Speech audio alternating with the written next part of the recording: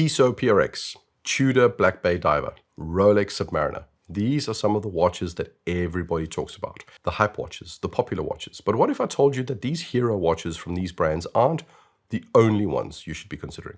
How often do you go beyond the usual front and center flagship model? Not enough, I'd say. So today we're taking a look at the watches that should get much more hype from those same brands and are potentially way more interesting than those flagship models. Let's dive in. Some might say it's the Black Bay 41, others the 58. Either way, it's those flagship divers that are the flagship models for Tudor.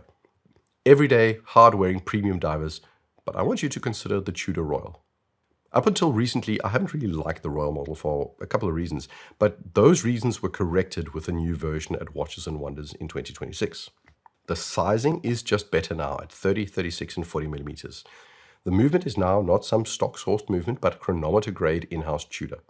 You now get an excellent clasp. The bezel, which for the longest time felt a little bit cheap and far too turnography to me in its finish, has gotten sharper, more precise, and simply elevates that premium feel of the watch to a whole other level. The bezel and the overall fit and finish of it have simply raised this watch to a whole other level. It nails the integrated design without being some derivative of an AP or a Patek or a Vacheron or any other historic integrated watch. It's one of the few integrateds that manages to achieve both a modern look and have some retro callbacks without being an actual retro design. They really did nail it in this new version, and it wears like a dream.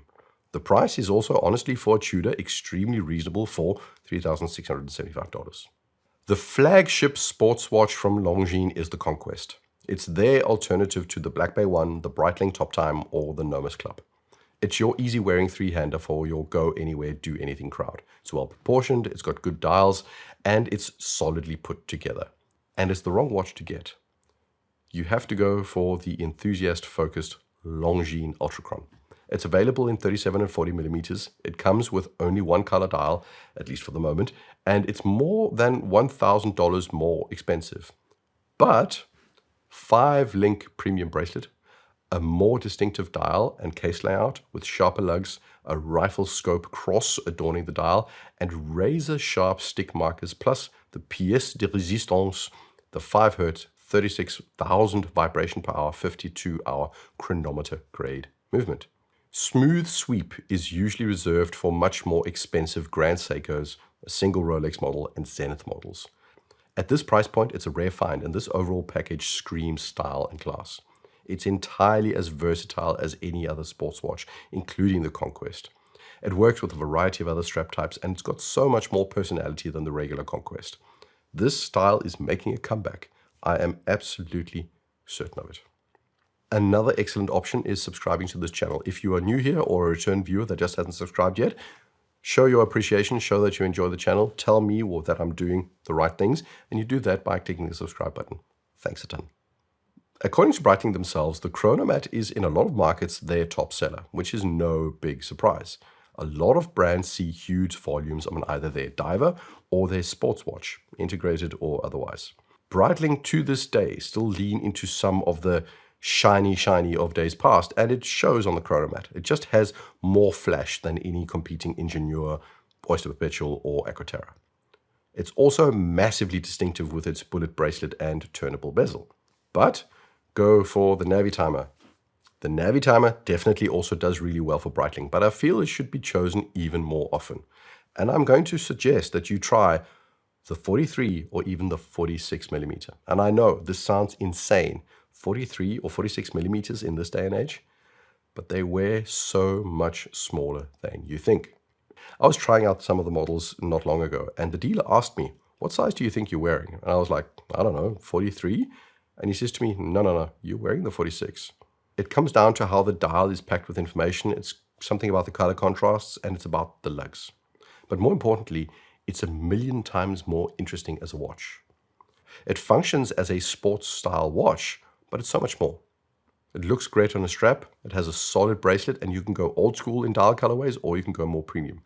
There are so many variants of this watch, and to me, it's the one true Breitling, and it should be much more front and center. The other Daytona that's not a Daytona, the Zenith Chronomaster Sport. Excellent watch, signature 5 Hz El Primero movement, stunning multicolor subdial layout, and now with a phenomenal clasp which was updated this year. It's the flagship model for a reason. It has the look that the Daytona has, that the Speedmaster has. Premium sports chrono with steel bracelet, 3 subdials, and an external tachymeter in ceramic. But just look one watch to the right, the Chronomaster Original. The main difference is an internal tachymeter instead of external, and that's more or less it. There's also slightly different lugs, but the differences are minimal. I haven't had the specific model on the wrist recently, so I don't know if it's gotten the new bracelet that the Chronomaster Sport has, but even without it, this is just the right pick. And when you have a watch like the Chronomaster Sport that is similar to the Daytona and so very, very mainstream in its design choices, it can to some people become a little bit bland, which for some buying situations is perfectly reasonable. But it doesn't communicate as much as the original does. For me, the Chronomaster Sport has that midtown uniform kind of appeal to it, where there's just more style and independence to the original. So what's the Rolex flagship? Well, it's the Submariner. Well, for sure. It's the Datejust. It's the GMT. It's the Day-Date. It's the Daytona. Not in volumes, but it's their flagship chronograph. There's so much popularity to so many Rolex models that many could be considered the hero model. But I'm picking the flagship GMT. And you can't get the Pepsi anymore, which means that the most popular GMT right now has to be the Batman. Black and blue bezel. Usually you choose it with the Jubilee bracelet.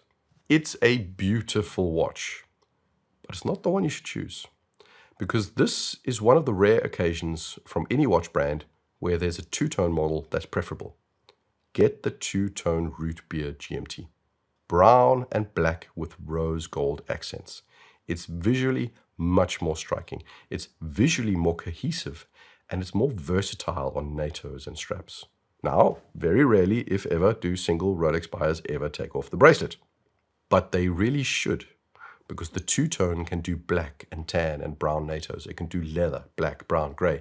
It can do rubber straps. And because it's two-tone, depending on the strap, you can make it more flashy or more tool forward.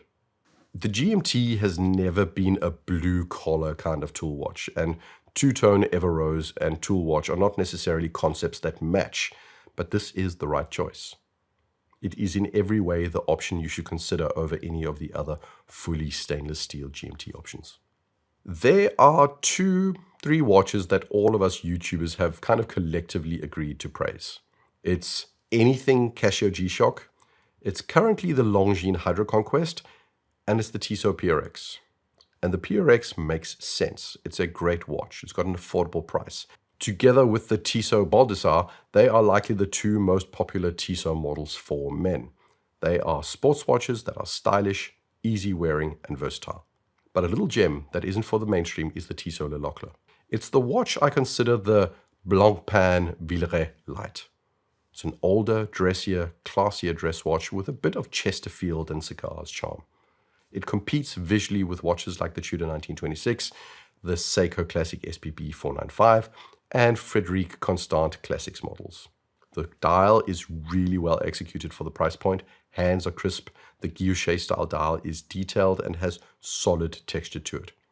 It's refined with a small amount of statement to it without going overboard. It's for the person who's dreaming of an affordable dress watch, either as a one and done or as a solid special occasion watch where you don't want to break the bank. IWC have a hit at the moment, the Ingenieur.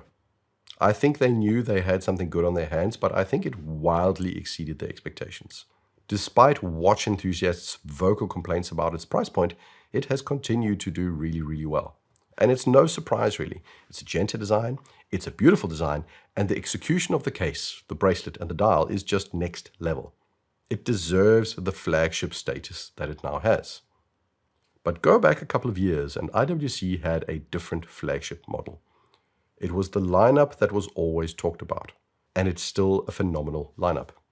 It's the IWC Pilots, the Mark models, the Chronos, specifically the chronograph lineup, has never been stronger. A couple of years back, new movements made their way into the chronographs which slimmed down the watch by a few millimeters, both in height and in diameter.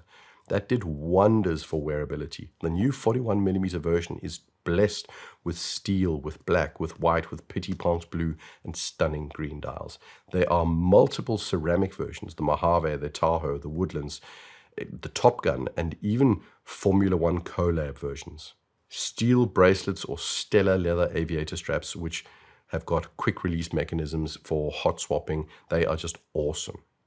The Pilot Chrono is a luxury pilot's watch. It's needlessly expensive if you just want a rugged pilot, but it's one of those watches out there that is masculine without being macho, tool forward without looking like a beater, and, it's expressive. Almost every version works eminently well with denim, with plaid shirts, and Carhartt coats. Starting at $9,000-ish and going up from there, it's not a cheap watch, but it's still a true hero watch that isn't like all the rest. You really need to bring back the pilot's watch to your collection. For most people, the flagship, most recognizable Jaeger le-Coultre is the Reverso. A sports watch, in theory, because rich men on horses and elephants used to play polo while colonizing faraway lands. Something to that effect anyway. It's rectangular, it's a case that can be flipped to protect the crystal in those oh-so-violent polo encounters, and sometimes it even has 2 dials. It's a stunning watch. It's a flagship watch that probably doesn't sell as much as they want because dress watches are not as popular as they once were. And yes, it's a dress watch. No amount of advertising can convince me it's truly a sports watch. Rectangular also doesn't work for everybody. The Master Ultra Thin is a little bit too old school and fuddy-duddy for some people, so where do you look? To the Master Control line, the Memovox, the Moonphase, the Chrono, or the Chrono Calendar. The lineup as a whole is a little bit more substantial in its design cues compared to the ultra-thin line. Slightly beefier cases, a little bit more dial detail, a little bit more adventurousness in terms of dial designs. It's never something as crazy as a Fume dial, but a sector dial calendar Moonphase, you can get that. The stainless steel bracelet available on some models has some punch to it. It's an H-link style that also gives the watch a single shot of trenbolone. Not so much a full cycle, but just enough for a few days of pump. It straddles dress and casual incredibly well and has in models like the Calendar Moonphase a caliber inside that is a conversation starter. Don't ask about the price, just shop around on the grey market. There are definite deals to be had and it's absolutely worth it. Panerai remind me of that skit that was going around on Instagram and TikTok a couple of years back, which was I have 3 looks and that's it. A homeless man, a 12-year-old boy, and a hooker. Because Panerai have 3 watches. The one with a square case, the one with a square case and a crown guard, and the one with a square case, a crown guard, and a dive bezel.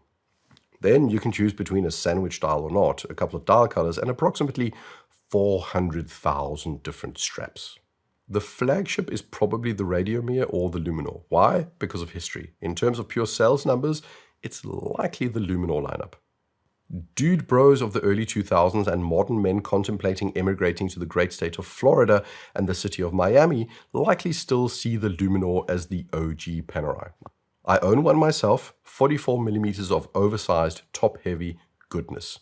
Don't knock it until you try it is all I say. But you really should consider a submersible. It's just so ridiculously cool in its badassery. They've cut down on the number of 42mm options, but honestly, I'd go 44mm anyway. The addition of the dive bezel makes for the ultimate luxury G-Shock. There's no pretense with this design. It's not a desk diver. It's not understated. And if you're wearing a cuff, you're a wimp. You need a wife beater, you need a tight-fitting t-shirt or a hoodie, end of story. Be a man. If you're a real man, you buy the almost $100,000 Navy SEALs model in 47mm. For that price, you get the watch and you get the privilege of elite military spec ops personnel screaming at you. Okay, honestly, maybe skip that part, but the submersible is one of the few badass watches left out there today. I would guess that the Hamilton Khaki makes up more than 50% of Hamilton sales. That watch has cornered the market when the topic of affordable field/outdoor watches comes up. And it makes sense too. It's got a rugged and solid design. It's got multiple dial and case configurations, multiple movements, quartz, mechanical. It's a crowd pleaser. There's even the slightly dressier Murph, which I think belongs in the khaki collection.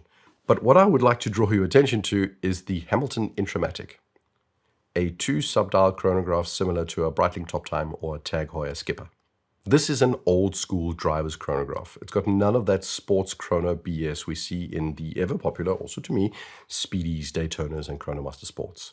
This is just a watch that invites you to wear it with racing gloves. You know, the ones with the holes everywhere to help with perspiration. It's so very 60s. It's very Morris and Alfa Romeo and Ferrari Dino. It's so underrated for an automatic mechanical chronograph from a brand that has such a long legacy. Buy this $1,400 watch. Buy a Dodge Charger and you will be happy. Yes, I am Charger over Mustang. Always have been, always will be. Those were some of the hidden gems I chose to call out this time. Watches that don't get talked about enough because some other model takes up all the space. Which watches from specific brands are not talked about enough? And which watches do you feel should get more exposure? Share in the comments, like, subscribe. Cheers.